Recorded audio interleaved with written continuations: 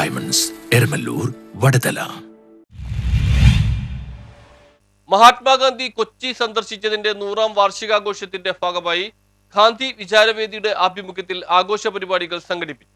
മഹാത്മാഗാന്ധിയുടെ കൊച്ചി സന്ദർശനത്തിന്റെ ശതാബ്ദിയോടനുബന്ധിച്ച് ഗാന്ധി വിചാരവേദിയുടെ ആഭിമുഖ്യത്തിൽ ആഘോഷ പരിപാടികൾ സംഘടിപ്പിച്ചു. ഗാന്ധി സഞ്ചരിച്ച വഴിയിലൂടെ എന്ന ശീർഷകത്തിൽ പദയാത്രയോടെയാണ് പരിപാടികൾ ആരംഭിച്ചത്. ഗാന്ധിജിയുടെ ആദ്യ സന്ദർശനത്തിൽ അദ്ദേഹം രാത്രി വിശ്രമിച്ച മട്ടാഞ്ചേരി ഗുജറാത്തിലൂടെയിലെ മധുർദാസ് ആശ്രമിന്റെ വസതിയിൽ നിന്നും ഗാന്ധിജി ജനങ്ങളെ അഭിസംബോധന ചെയ്ത മട്ടാഞ്ചേരി TD ഹൈസ്കൂൾ മൈതാനത്തേക്കായിരുന്നു പദയാത്ര സംഘടിപ്പിച്ചത്.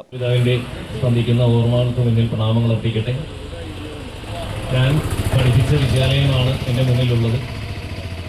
2012 ഈ വിദ്യാലയം ശതോത്തര രജത ജൂബിലി ആഘോഷിച്ചു. ആ സമയത്ത് പോലും അറിയില്ലായിരുന്നു മഹാത്മാഗാന്ധി ഈ മണ്ണിൽ കാലുകുത്തിയിട്ടുണ്ട് എന്ന്. യഥാർത്ഥത്തിൽ ചില ചരിത്ര സംഭവങ്ങൾ ഓർത്തെടുക്കുകയും ചരിത്രം ഒരിക്കലും ഒരു മിഥ്യയല്ല, തെളിവുകളുടെ അടിസ്ഥാനത്തിലാണ് നമ്മൾ ചരിത്രത്തെ വ്യാഖ്യാനിക്കേണ്ടത്. അങ്ങനെ നോക്കുമ്പോൾ ഗാന്ധിജി ഇവിടെ വന്നിരുന്നു എന്ന് പിതാമഹന്മാർ പറഞ്ഞിട്ടുണ്ട്, എങ്കിലും അതിനുള്ള ഒരു തെളിവില്ലായിരുന്നു.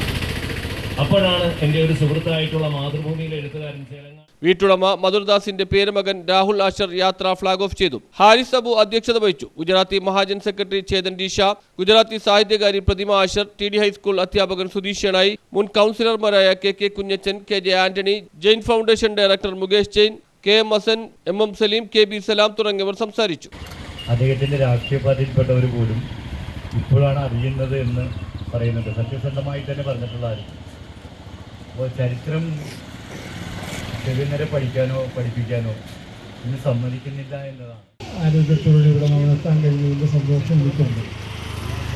ഏറ്റവും പ്രധാനപ്പെട്ട കാര്യം, ഗാന്ധിജി പഠിപ്പിച്ച പാഠങ്ങളിൽ സ്വതന്ത്ര ഇന്ത്യ എന്തായിരിക്കണമെന്ന് ഗാന്ധിജി പഠിപ്പിച്ച പാഠത്തിൽ അദ്ദേഹമായിട്ട് നമ്മുടെ വളരെ വേണ്ടപ്പെട്ട എല്ലാ സ്നേഹിതന്മാരും ഈ പരിപാടിയിൽ പങ്കെടുക്കുവാനും ഹാരിസ് അബുവാണ് ഇത് മെയിനായിട്ട് മുന്നോട്ട് കൊണ്ടുപോകുന്ന സംവിധാനം ഉണ്ടാക്കിയത്.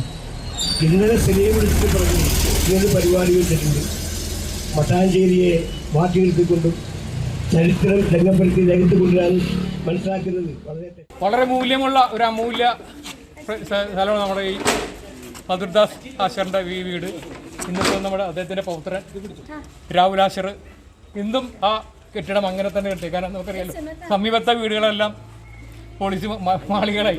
പക്ഷെ അദ്ദേഹം ഇന്നും ആ ഓർമ്മ നിർത്തിക്കൊണ്ടിരുന്ന ഈ അദ്ദേഹം ചർക്ക വരെയുണ്ട്. News bureau, Mattancherry.